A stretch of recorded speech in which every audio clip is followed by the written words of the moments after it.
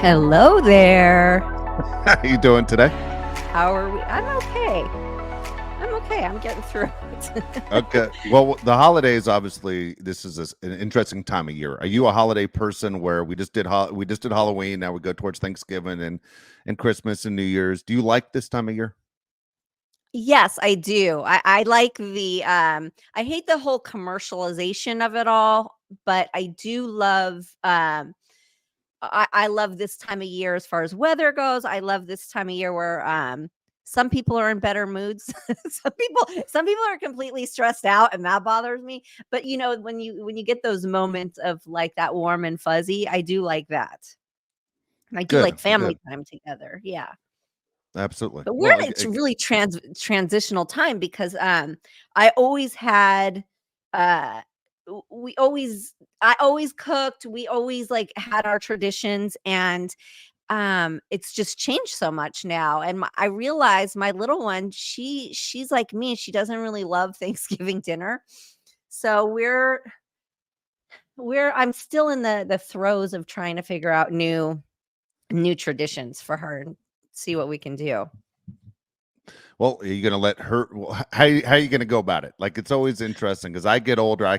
I'm like kind of like your daughter, where I'll say, I'm not a huge turkey fan, but there are other things I like, to the point where we have even lasagna at, Thanksgiving. Like, there's just tons of food, but it doesn't have to be the traditional stuff.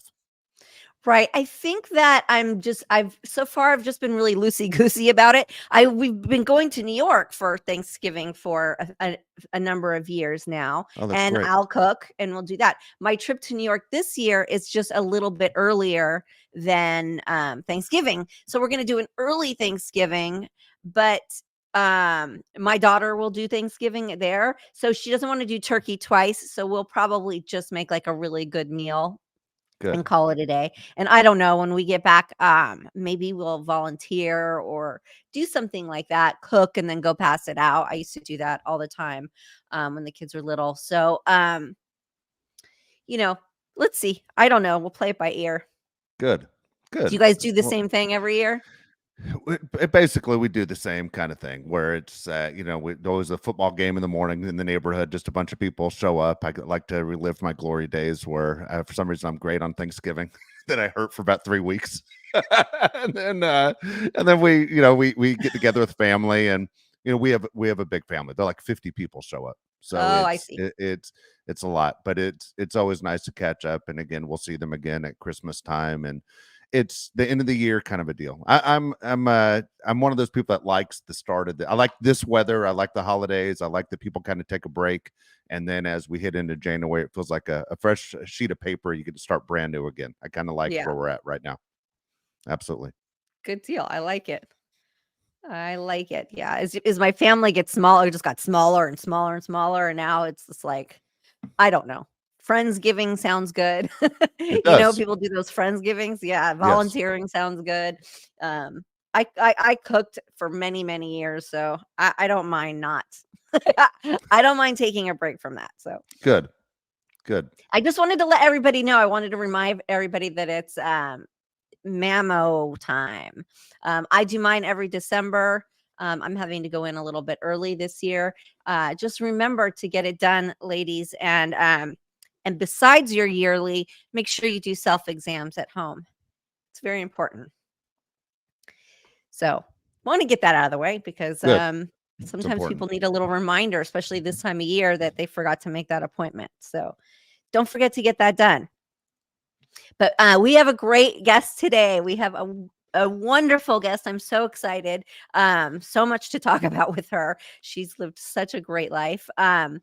Most of you will know her from One Day at a Time, which was, I mean, one of the biggest shows of its time. I think most of us grew up on it, and then they did a reimagined one that actually, for reboots, did kind of well. I think it got something like 4 seasons. It was pretty cute. I watched it. So let's introduce Mackenzie Phillips. Hi, everybody. Good morning. Hi, Good Hi. morning. how are So you? can I just piggyback on the holiday thing for a minute? Yes, Please. please. So I love the holidays. And when my son was a boy, he's going to be 37 in February. Of course, he's still my baby boy, but he's full grown, shaved head, tattoos, earrings, and the sweetest human being you could ever hope to meet. So we did the Christmas tree every year. We did, I cooked for years. And then, he's like, Shane, should we put up the tree? And he's like, God, Mom, the tree was always for you. I mean, I loved it, but the tree was always for you. And I'm like, well, you know what? Well, you know what, I can't, he's not down there anymore. So I do love the holidays. We spend every holiday with his beautiful father, who's this amazing rock and roll guitar player named Shane Fontaine. Google him, and his wife. And we spend Easter, birthdays, Thanksgiving, Christmas together. So we're a very modern family. And Shane, the elder, and his wife Maria do the tree, and we all bring our presents over, and it's absolutely lovely. That is I fantastic. love that. The whole the blended family thing is so unique, and it's so special when it works, when it's not forced and it's natural and it works. It's really such a fantastic thing. They've been together longer than Shane the elder and I were together. And so it's we're a family, and she doesn't resent me. I don't resent her. I'm allowed to say, my God, I love him so much. He's such a beautiful human being. And she'll say, you're right. He is, isn't he? It's not like, what? Very cool. It's very cool. So I just had to piggyback on that because that's I was awesome. Interested in what you guys were saying. Yeah, because sometimes you just have to pivot in what you do for the holidays, right? Like traditions are great for so long, but then it comes like things change. And things change. My mom passed away. The family, we all sort of grew up. My sister China lives in New York. My sister Bijou lives, up in the Central Valley. My brother Jeffrey lives in the Bay Area. My brother Tamerlane lives in Brooklyn. And so we're all over the place. And so, it has shrunk. And you know what? I'm totally fine with that. And we're vegetarians. So, we make a vegetarian shepherd's pie with roast potatoes and, Brussels sprouts, that kind of thing. So, yeah, it's nice, and it's small, and it's manageable. And because if everybody came over with all their families, it would be too much. It's too much. It's too much. It's too much, I tell you. Yeah, I agree. How's Bijou doing, by the way? She's doing okay? Bijou's doing well. Okay, good. I mean, yeah, I can't really go into that, but Bijou is my baby sister, and I love her very much.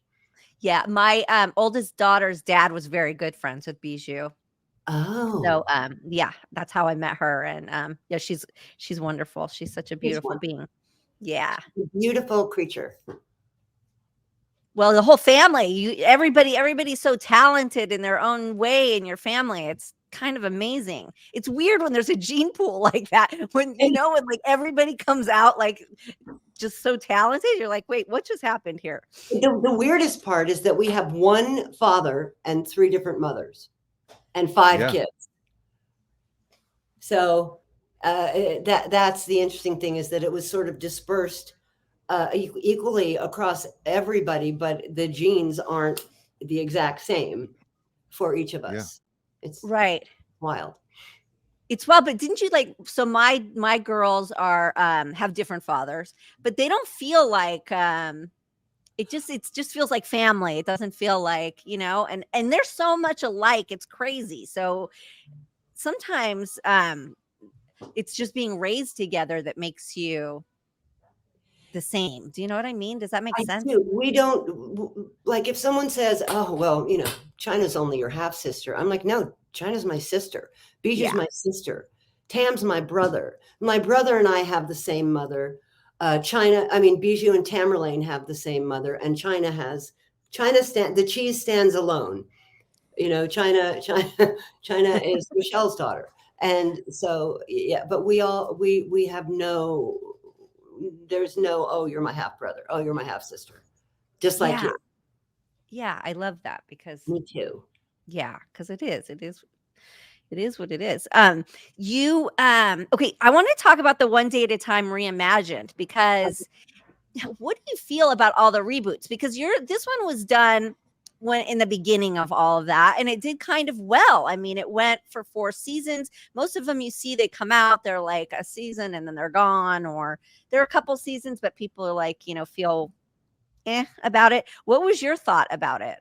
Well, I think, look, Norman Lear, I call him Uncle Norman. I've known Norman since I was 15 years old, and he has been so supportive and loving with me and for me over these many, many years. And, Norman has won Emmys with his current producing partner, Brent Miller, for, live in front of a studio audience where they redo, exact word for word episode of All in the Family or The Jeffersons. It's brilliant. He's brilliant. And the reimagining of One Day at a Time with a Latino family and Rita Moreno playing the abuela and Justina Machado. And then we just had an amazing thing going. And, they approached me and said, hey, how'd you like to play a therapist on the show? And I was like, well, I actually am a counselor and I do work in treatment. It was like the perfect thing. And so I became a recurring, and, it was great. It was so great. But then I'd be sitting in my dressing room waiting to rehearse, and I'd be auditing, charts on my computer, medical charts on my computer. So it's the same thing with Orange is the New Black. I would be dressed in my prison uniform and doing my work as an executive level vice president in my dressing room, during the bomb cyclone in Queens, New York. So I thought the reboot, the reimagining was really well done. It was very funny. And, I think what happened is that of course, with so many things, the pandemic sort of derailed the trajectory because Pop TV took over once Netflix canceled. So Netflix canceled, and there was a huge Save ODAT campaign, and Pop TV picked it up. And then, we did, I think, 4 episodes for Pop TV, and then it shut down. I mean, it shut down. And I think that the show could have had more longevity had that not happened, because it was so good. It really was good. I think probably because Norman Lear was behind it. Exactly. Everything he does is fantastic and gold. So maybe that's like the difference too. It's not a whole new company coming in and trying to, breathe life into a very old project.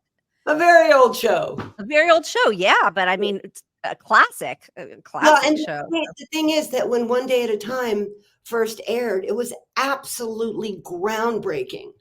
And, a divorced mom with 2 teenage daughters who is having sex with here and there with various boyfriends.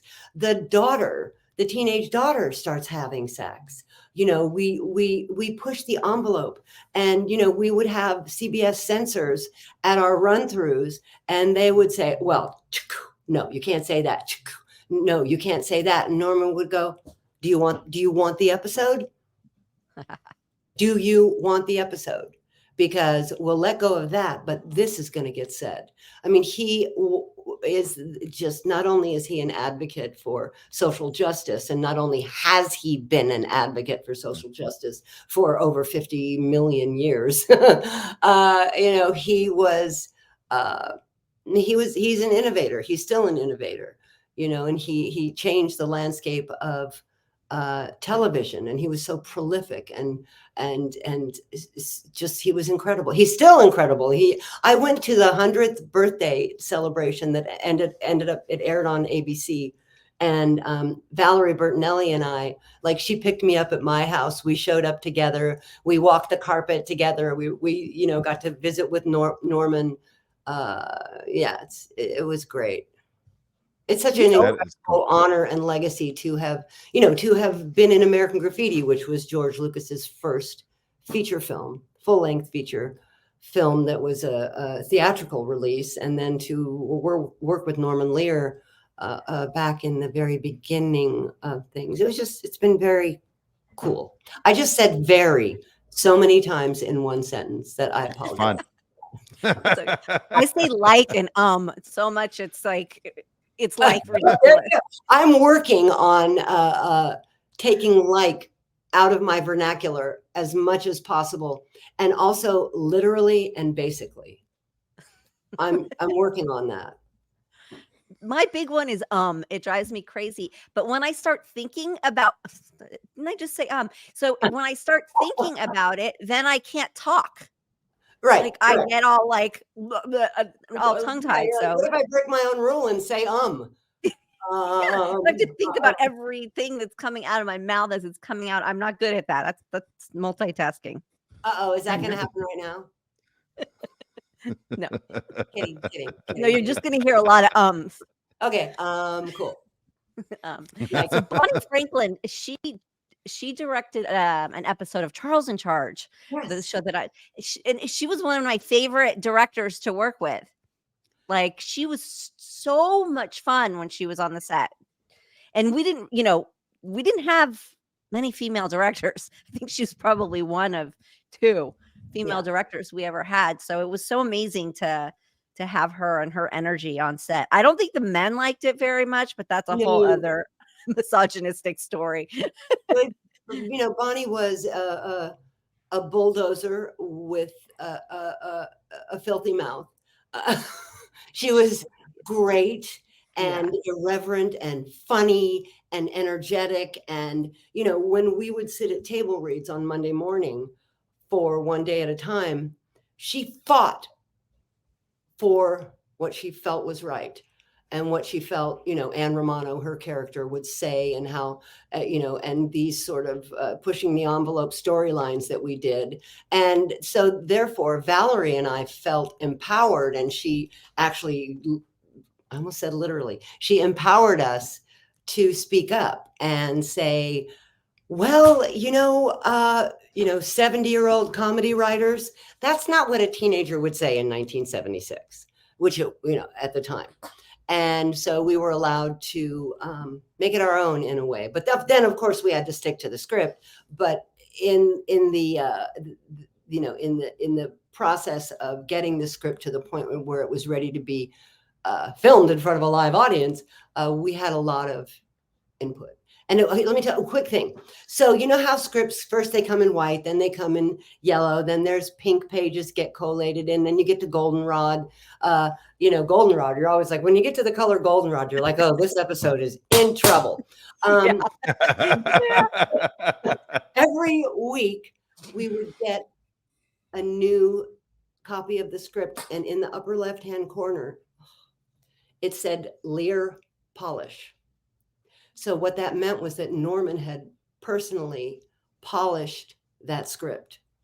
Wow. And I still have, believe it or not, through all the insanity in my life, I still have all of my One Day at a Time scripts. With like cross left, cross this line out, put in the new line. I even have the binder with my name on it. It's something you never let go of. And you know what? Oh my God, Shane is not allowed to get rid of them. Yeah. Like, seriously, dude, auction them off, make some money. Exactly. Yeah. Literally. Yeah. I still have my binders. I don't have my scripts though, but I have my binders. But I love that you have it with all your notes and everything. Like, that's really special. That's really neat. I remember we used Dixon Ticonderoga #2 pencils. And I actually have some of those pencils still. Oh my gosh. I'm an oddball. That's what I'm curious to know. Did you know, even though you were so young, did you know that you were onto something? Like, this show was one of those shows we're going to talk about in 50 years. Like, this is, I know it's hard to see that far ahead when you're a teenager, but it's pretty amazing. Well, that's interesting, because when I got cast for American Graffiti, I had only ever played Santa Claus in the school play. Wow. What I wanted to be was like a rock star, like my dad. I wanted to be the girl on stage in leather with an electric guitar and a microphone, which I actually got to do much later on my Disney Channel show, So Weird. I played a mom who was a rock star. But when we did American Graffiti, I was sort of a fairly anonymous 12-year-old girl whose father happened to be really famous. And I was just a very odd child, very quirky. And can you tell? And so when I arrived in the Bay Area to begin filming American Graffiti, I remember that I thought, are we doing like an after school special? Or is this an educational movie? Because I didn't really know what was going on.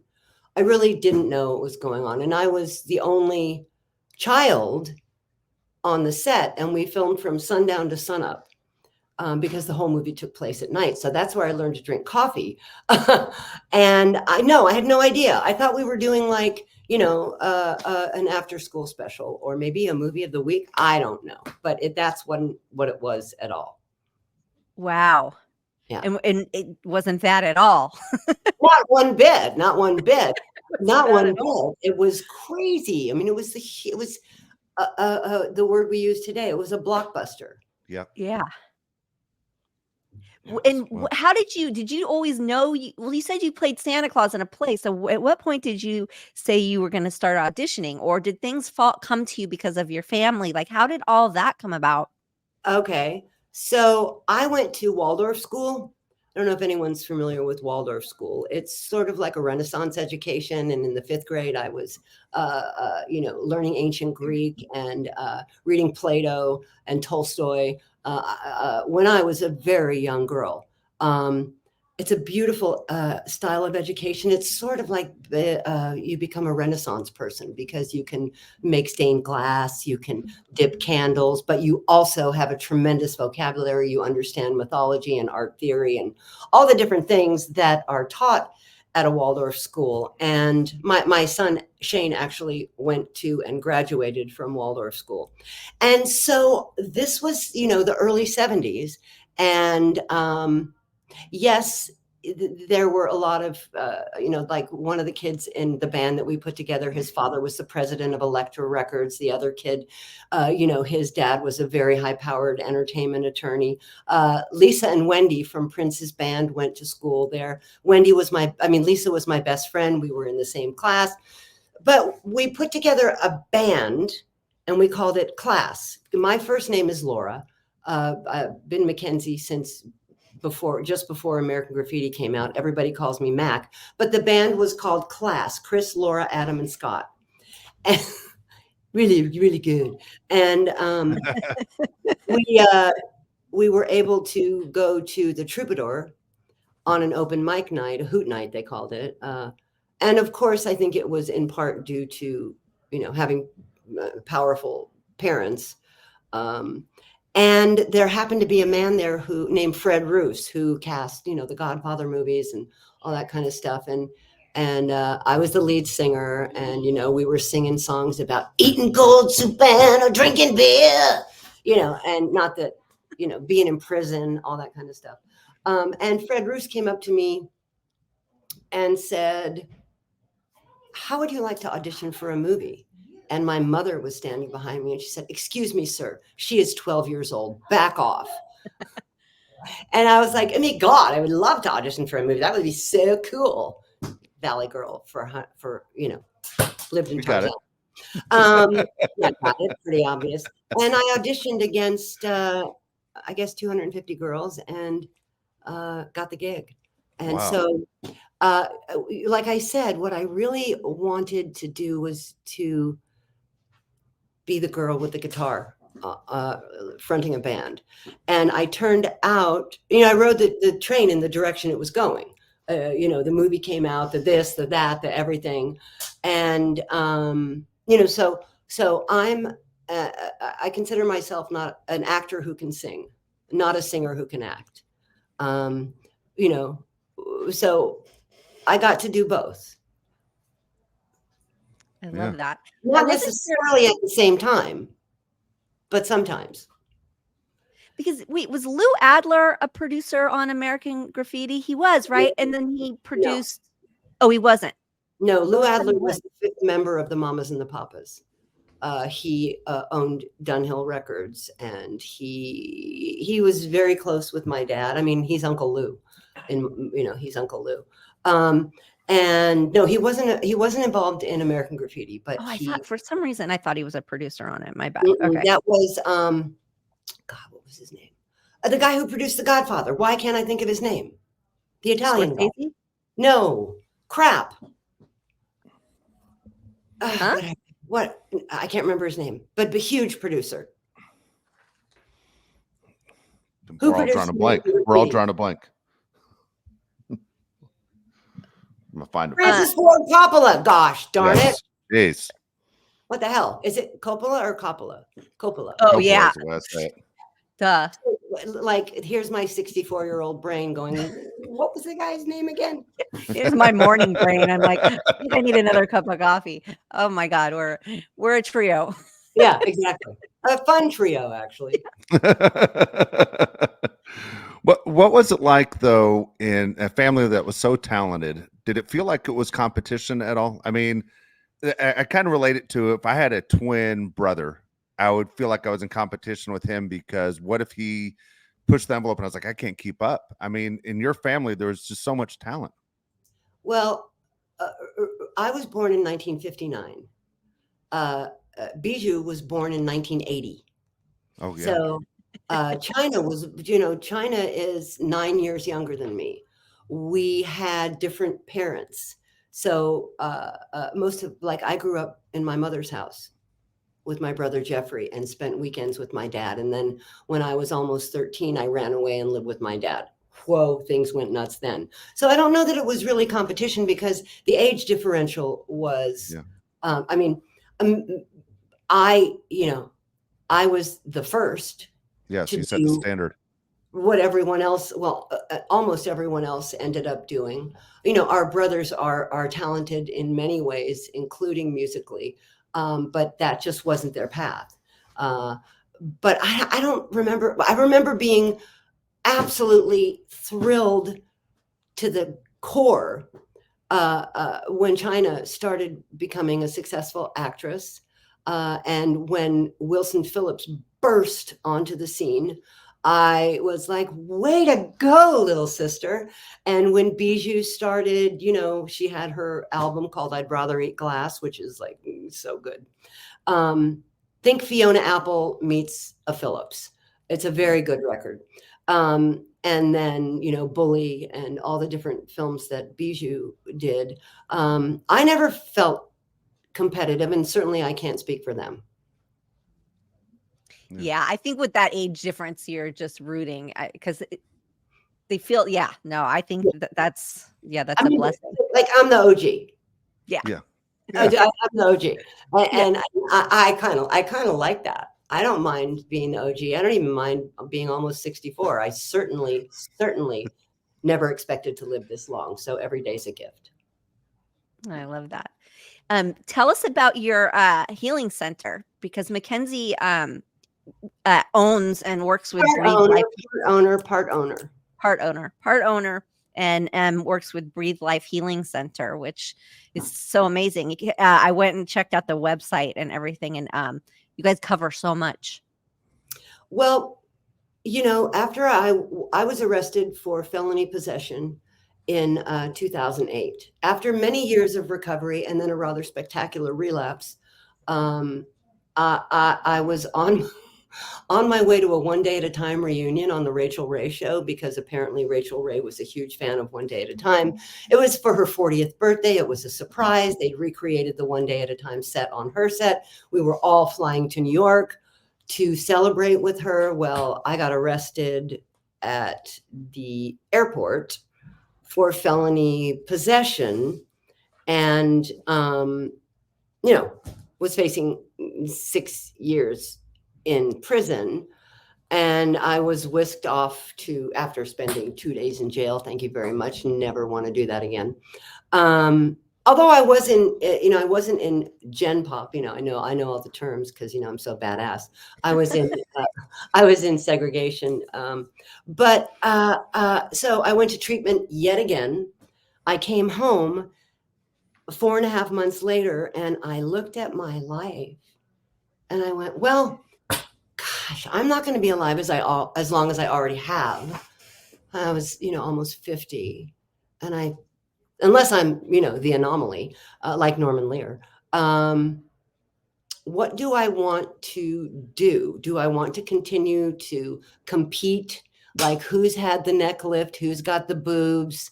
Where, sitting in, casting directors' offices, the possible rejection, the elation at being accepted? Or do I want to do something that really speaks to me, which is help people who are still suffering? And I thought, well, you know what? Maybe I can do both. Maybe I can do mostly be involved in the treatment world and some acting. And so I went back to school to become a counselor. And I thought, gosh, I wonder if anyone's going to hire me. And I got hired at a different place. And I worked there for 3 years, all the while, writing books, doing voiceovers, the occasional acting gig. It was, it's doing little indies and stuff like that. And then I started working at Breathe Life Healing Center almost 8 years ago. And Breathe is a subacute trauma center. And of course, as we're all beginning to understand, most substance use disorder is the root of it is complex trauma. Like and it can also be big T trauma, like you were in the World Trade Center, your house burned down and your mother was in there. Those are the big T traumas, but small T traumas are more like events over the years, over many, many years that culminate in some sort of need for intervention. Agree with me? Yes. And so at Breathe, we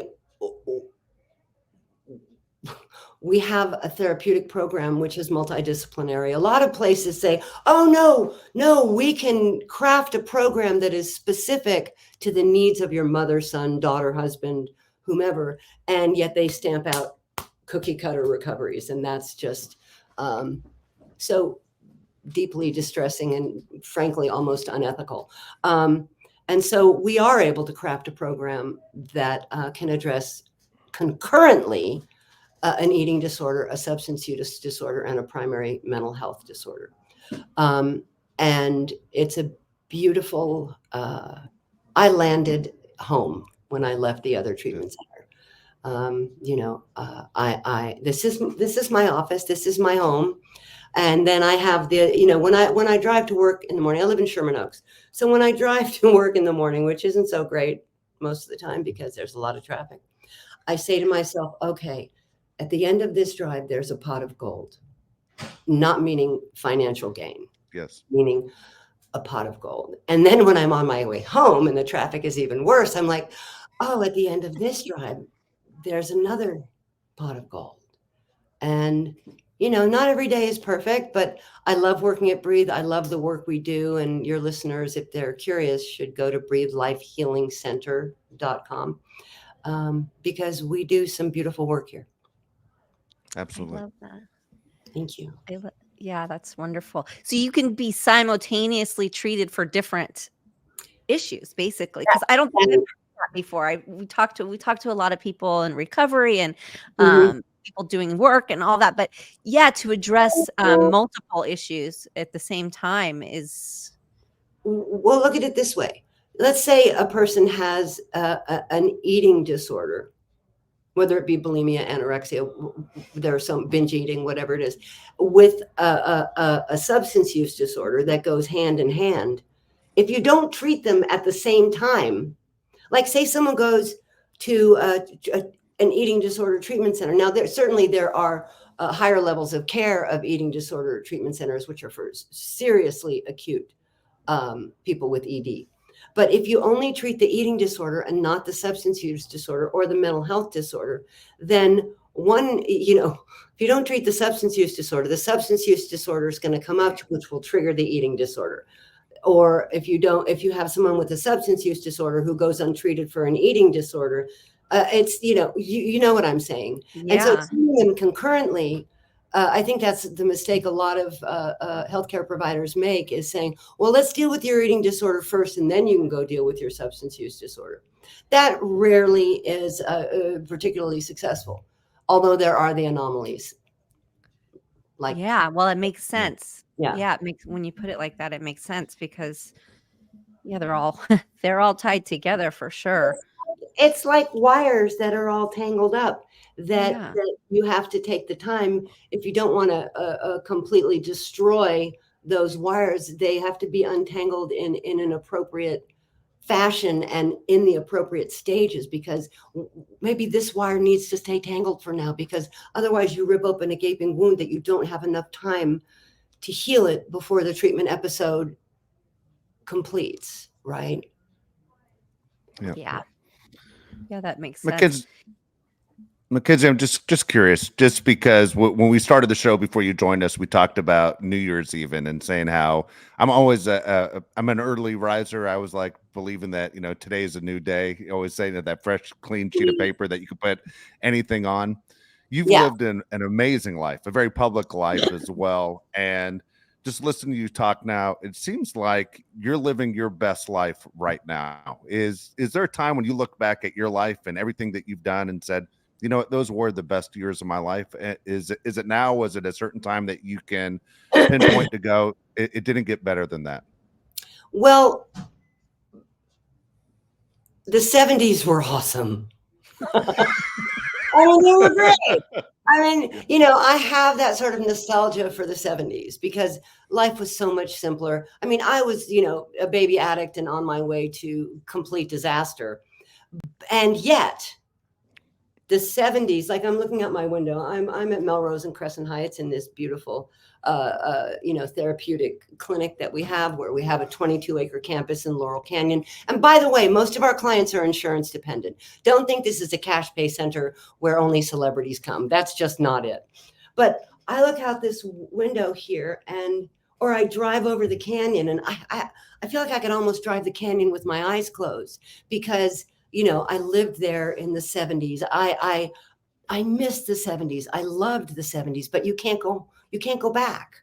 Yeah. Right. So that's a time that I long for. I long for the innocence. I long for, the clothes, the music, all that kind of stuff. But right now is pretty cool too. Like I said, I never expected to live this long. I have, a job where I'm expected to arrive.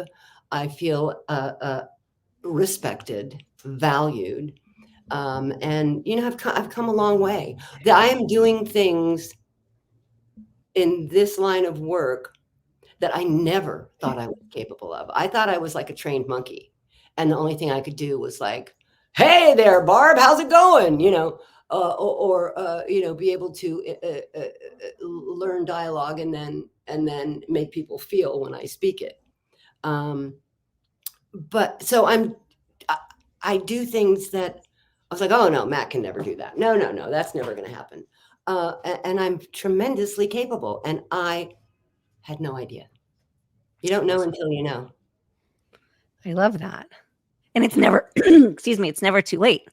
Because what you said, you were almost 50 when you decided that this is the career path you were going to go after. I mean, that's because I'm 51 and I'm sitting here a lot of times going, I don't know what the hell.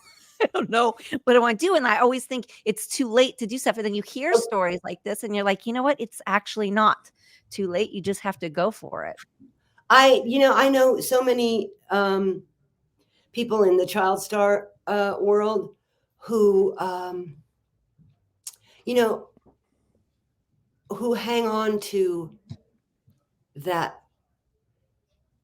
thought, not your thought, but that, you can always change gears and find a passion, and yet still be involved in, that profession. But to say, this is all I can do, this is all I'm going to do, and I will, I will take lines of equity out of my house just to stay alive so I can do that. Well, that's just silly. Right. Don't get married to this. Like, put your pride in your back pocket and find, not you, but anybody, and find something that gets your pilot light lit, that gets you going in the morning, and you can still act. It's interesting. I love that you're saying that, because we've had that.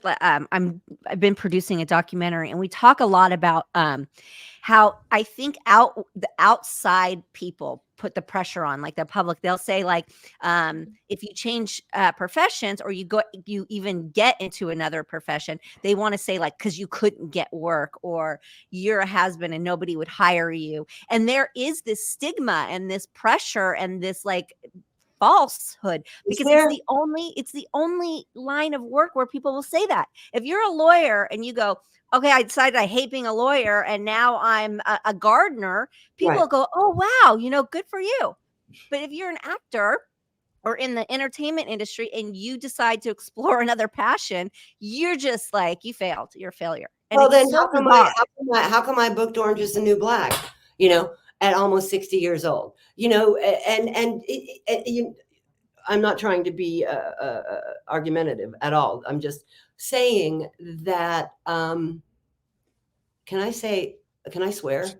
Yeah, of course. I don't give a fuck what they think. Yeah, we encourage I don't give a fuck what they think. Really. I mean, I remember that my mom used to belong to this thing called the Motion Picture Mothers. And it's like Bruce Willis's mother, all these Tom Magnum PI. Tom Selleck. Tom Selleck, yeah. Oh God, I'm getting old. And I got one. And we used to go to these luncheons at the Beverly Hills Hotel or the Hilton, and it would be all of these, older women whose children, were famous in some way, some right.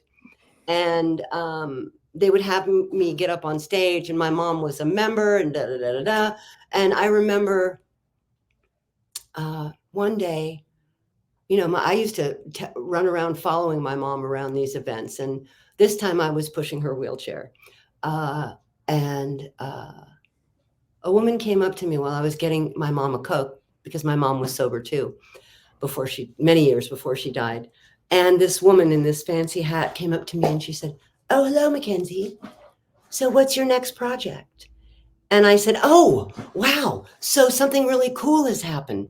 I've been working in the behavioral health field and I absolutely love it. And, I know the address of hell, so I also know the way out. And so I get to help so many people now." And she went, "Oh, lovely," and turned around and walked away. Wow. And I thought to myself, you know what? I am following passion rather than expectation, because there's this expectation, right? And I had to take it out and look at it and go, well, there's this expectation of me. Do I care about the ramifications of following my passion? Or do I have to sit here in this world of expectation and, possibly, not in my case, but eat ramen, Right. And so, fuck them. And still never please everybody, right? That's right. Look, I can't please everybody. I'm not a taco. Yeah. I'm just not. That's true. Only tacos can do that. No, I know. And honestly, being in this industry, you have to have a thick skin anyways and not care what people think. But it just is interesting how the public just does that naturally. And it's just bizarre. I find it's the same way that they say, "Oh, look at that picture of so-and-so. She's looking old." And I want to say, "Oh, how are you looking? Do you still look the same as you did when you were 15? Yeah. You mofo." Yeah. It's like ridiculous. Yeah, it is. We're held to this weird sort of non-human standard, and we buy into the trolls. Yeah. Right. My hair right. We do it. Yeah. And it's just, we talk about, because a lot of the girls, the females it happens to the men too, but not as much. A lot of the females on Baywatch, we get a lot of, they'll get a picture of us out, like say walking the dogs, or they got me recently cleaning out my deceased mom's garage, and I'm crying and I'm dirty and I'm disgusting. And And then they put it next to a picture of them like 19 in a bathing suit. They're like, look at it. It's just like, Look what at are her you talking now. about? Yeah. Yeah. But, I will say a lot of the public these days, the tide is turning, and a lot of people will say, what are you doing? Leave these people alone. Leave these women alone. Right. And it's really nice to see that. So I do have faith in the new generations and the new way of thinking, and that is taking a turn, but there still is a little bit of, of that weird stigma. I know it is there. You know what I wanted to talk to you about? I really quickly here, because it was one of my favorite shows, Orange is the New Black. So I want to know, were you like, when you got that call, did you audition for it? Did you get an offer for it? Okay. Were you nervous? I mean, because you're, an icon in your own right, but like you're walking onto this set that's like, I don't know, so overwhelming with all those amazing talents. Like, tell me the goods. Okay. So I was at a behavioral health conference in Baltimore and speaking, and I was also with the team from Breathe, and I got a call from my agent, Geneva, and she said, "Are you interested in putting yourself on tape for Orange is the New Black?" And I was like, "What?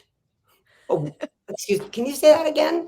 And she said, yeah, they called and they want you to put yourself on tape for this counterpart, one of the season 6 villains.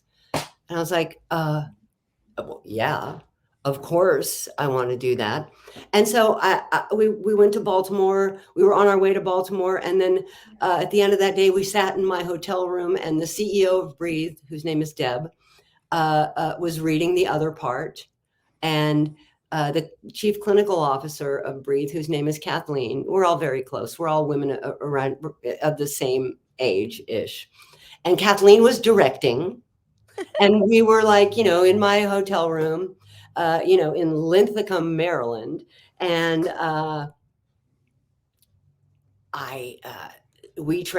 thing We Transfer, where you send your self-tapes.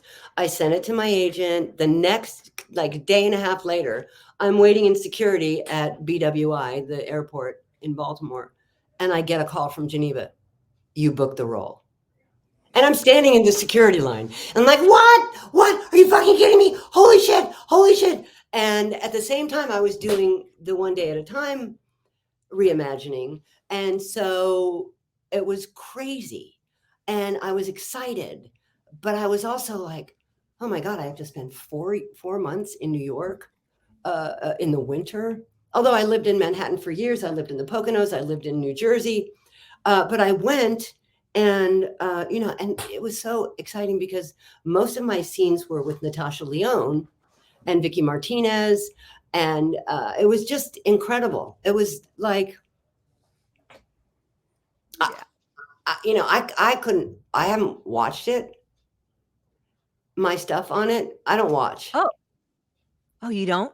No, I don't. Not because I don't want to be a revisionist, wishing I'd done something different. That didn't feel quite as genuine as I thought it would be, and also,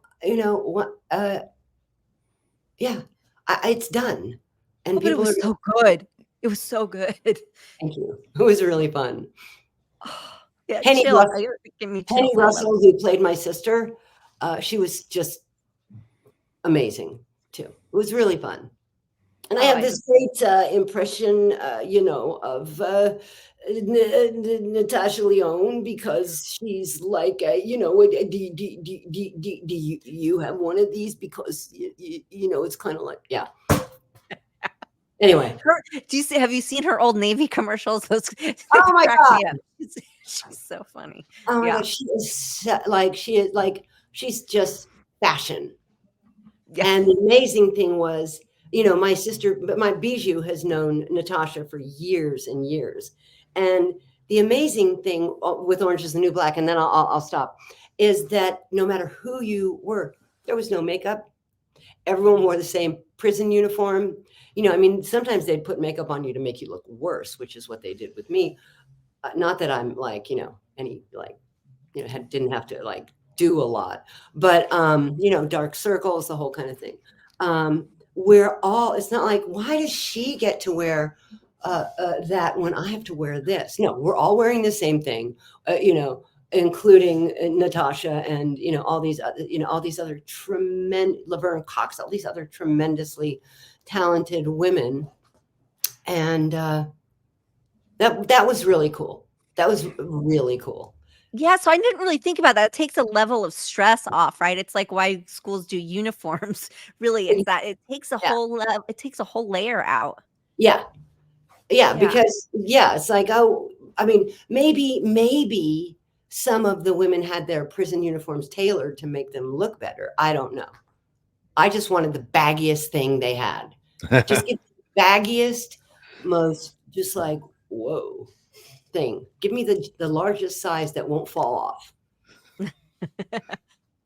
Yeah, that's so cool. That was so good for you too. It was like it was really neat to see you on there. It was super fun. Yeah, love that. Well, thank you so much for talking to us. You were so amazing, and Absolutely. I mean, yeah, I got chills so many times. Again, Breathe Life Healing Center. If anybody's interested in West Hollywood, and what a beautiful location. So, good thing. And can I say one more thing before we go? Of course. Yes.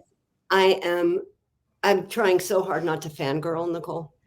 Oh, listen, I'm fangirling, and I have no shame about it. Okay, so I need to know everything about Orange is the New Black. We'll just admit that we fangirled. Yes, 100%. 100%. That is cool. Yes, that is no really shame cool. in that. Thank you so much for having me. Thank you. Pleasure meeting you. Thank you. That was awesome. That was really cool. Great energy, right? Yeah. That was so much better than I even expected. That was really cool. It's so neat when you have when you have an idea of somebody and you think you make them cool. In your head, they're cool, and then you meet them and they're like just as cool, if not cooler. Yes. Magical. You know what? I tell you, you're around it a lot more than me, especially in this industry. And the old saying, "Never meet your heroes," kind of a deal. And she was outstanding. She absolutely was. That was a pleasure having her on. I really enjoyed that. Yeah, she's super cool. That was cool. What a life is right. What a story. I'm telling you, it is as much as what I think a lot of people think they know about her and her family. If you read up a little bit, you're going to go, oh my gosh, what a ride. I mean, what a ride as far as that life has been. And it's great to see maybe she's doing her best work right now, Yeah, and so inspirational. I mean, how many lives have you saved today? I haven't. Yeah. You know what I mean? It's like unbelievable. Yeah. No, absolutely right. All right, so what we'll do is we're going to jump right into the mailbag, and then we'll get out of here because this episode's gone a little bit longer. So we want people to always hang around. So we'll go to Nicole's mailbag. Again, all you have to do is go to the website, perfectlytwistedpod.com, and you'll see the mailbag right there and submit your questions. Christy L wrote in a few questions for you. I like them all, so here we go. Christy, first question is, looking back at your life, Nicole, are you happy your mother put you in the entertainment business? That's a question that you have to ask me on the day. Like some days it's yes, some days it's no. But I am a big believer of no regrets. And I do believe you are where you're supposed to be all the time. And not that is always fun or fair. But I do believe you have to believe that. Otherwise, what are we doing? But so I feel like I've lived a privileged life. And I've been able to provide for my girls and be basically a stay-at-home mom. So, and I love the art of it. I love, I love being on set. I love the whole process. And so I can't, I have to be happy about it. Good. There's a lot of what ifs, listen, there's what ifs and like, what would I have done and what can I do? And I should have gone to school and there's all of that, but it precedes all of that. And yes, so I'm happy. I admire what you said, because it seems like when people say it, it's hard to say, okay, does that work for me? Because you do hear that a lot. You are where you're supposed to be. And if you can, come forward and say, you know what, that's the best way to look at things, because you really can't control it. This is where I'm at. What are your choices? Yeah, we have no control. Yeah, we have no control. This is I had an aunt who lived almost 100, and she always said, "Be yourself, because everybody else is already taken." and don't try and be what you aren't. So, all right, next question. Nicole, what's the weirdest thing someone has ever asked you to do? Well, there's a reaction there. Like, this happens a lot. I'm gonna keep it G-rated. Okay. Because I've had some strange requests, let me tell you. I can imagine. But I think, like, just generally, things like, okay, so I did Super Mario Brothers, the very first episode, and I needed to have like garbage and spaghetti and stuff dropped on my head, and like I spoke to somebody in a medicine cabinet. That was pretty strange request when I got there. Like, okay. I remember one time Conan O'Brien, that show called and asked me if I would do a rescue in the Hudson. And I don't know why I find that so strange, but I'm like, I don't understand people that get in that water. Like, I'm kind of a snob like that. There's water I'm not getting in. And every time I'm in New York, every time I'm in the city and I see people jet skiing out there, I'm like, they have to be tourists. Like, who the hell is in that water?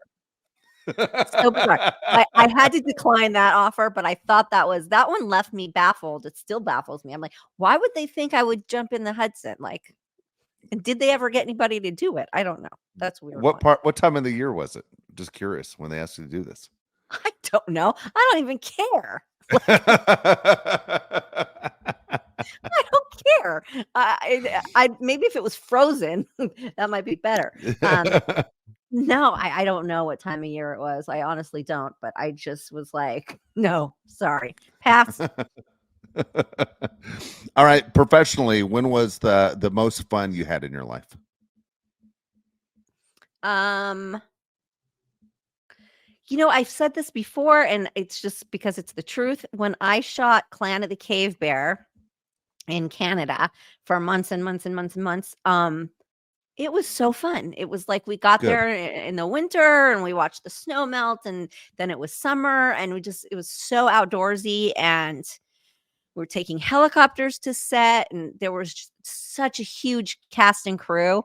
And, we are like river rafting and tubing and on our time off, and we stayed in a ski resort. And I saw the seasons change, and it was really a magical show to work on, a magical movie to work on. And, we learned other language. There was like Cro-Magnon and Neanderthal languages and the wardrobe, and, how people lived in caves. It was so educational, and so much going on that, that was amazing time in my life. Oh, that's great. All right. Yeah. If you could interview one person, dead or alive, who would it be? I would have to say that it would have to be one of my parents, because Really? Yeah, because you don't realize until they're gone, like, how many questions you have, that are, meaningful in your life and in your family's life. And, like, when you're young and your parent goes, now being an adult, looking back, I'm like, I have so many other questions. I have so many things, and I'm such a different person than when I lost them, or when I lost my father, especially. And so much has happened. I mean, I've had a child, all of these things. So I just have such a different perspective on life. I would love to ask my dad a whole bunch of things. Oh, wow. That's great. Because it would mean something, in my life and in my kids' life and stuff like that. So I would have to go with that. Had an interesting thing last week in the last show that we did, the day we did the last show. So I spent the first part of the day with my childhood sports hero, who was Steve Garvey, former Dodger first baseman. And then I ran home, and then I did the show with you.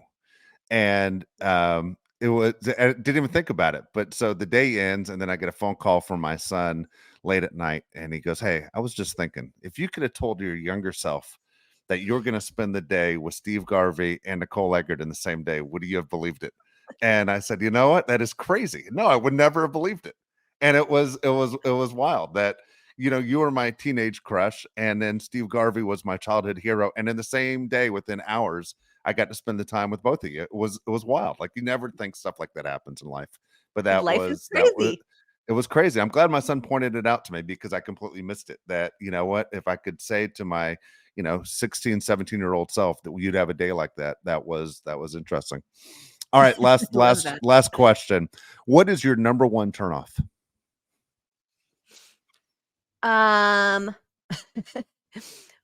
Well, I'll go superficial here on this one.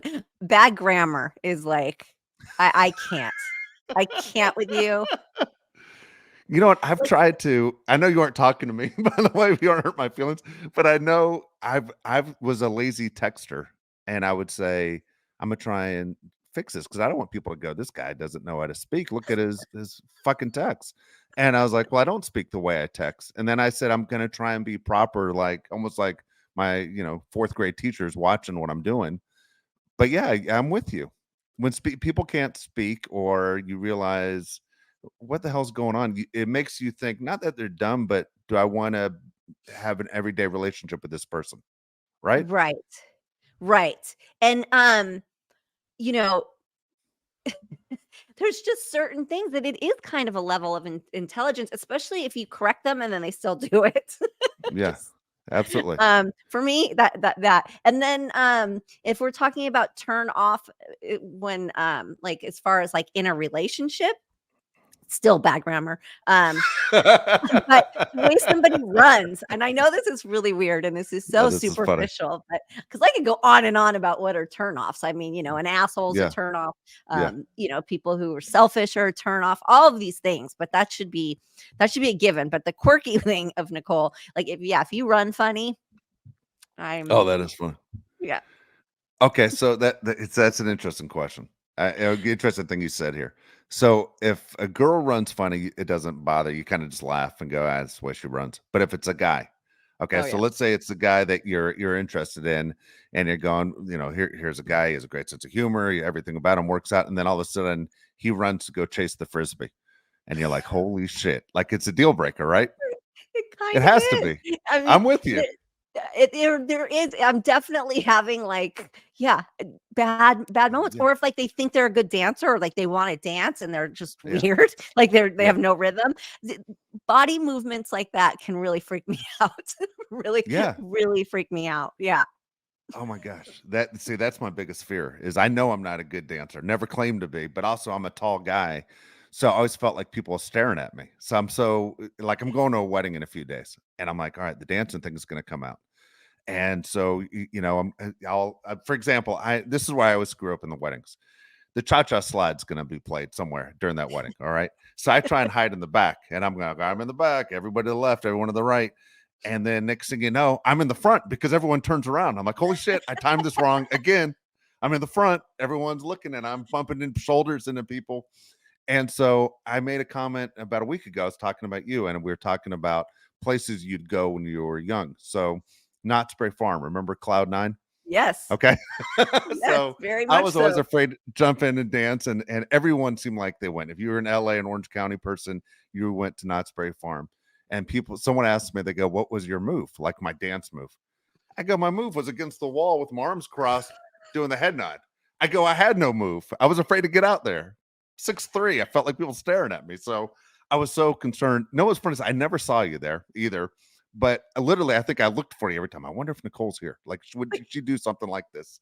And sure totally enough, I don't know. Yeah, I blew it. And I mean, I think females, they can dance. There's certain people who can dance wild. I think gays and women, they can go for it, and I'm not judgy about it. But you straight guys, just don't dance. Yeah, I mean, I'm not going to get up and dance at a wedding. My advice to you is, if you have to get up and do that cha-cha slide or whatever it is, plant yourself right in the middle. That's what I'm going to do. That's You're my lost aim. in the sea of, then you won't feel so weird, because people will only be able to see the top of your head. They won't be able to see anything else. But no, I'm not going to get up and dance anywhere. Never. Not anymore. Those days are way gone. Do you remember in the movie Knocked Up with Seth Rogen, and he's throwing the dice, and his friend's like, I think he's throwing the dice too much. I mean, that's like he has one move and it's just throwing the dice, and that was it. You're right. That's unfortunately that I'm about right there. Oh my gosh, that's too funny. Oh boy, I know. So I know you have a trip planned, but I just want to say safe travels, and And of course, I hope you have a great time. Hope you have an absolute Yes. great time. We will. It's going to be freezing. I get to wear a jacket. There you go. I get to put a jacket on. Yeah. Right, I got to find them. I got to go digging in the closet and try to find some jacket. I haven't worn a jacket in LA in years. No, why would you? No. So, yeah. But I have them. Just find them now. Yeah. Well, don't forget to go ahead and subscribe to us and give us a like if you like us, and leave a comment, and definitely keep those questions coming in, because they really make the show. And I'm glad you had that idea, Dave, because I really enjoy them. They really make me think outside of myself and my own crazy little head. So keep those coming, and everybody enjoy the rest of their week. Perfect. Take care. Bye.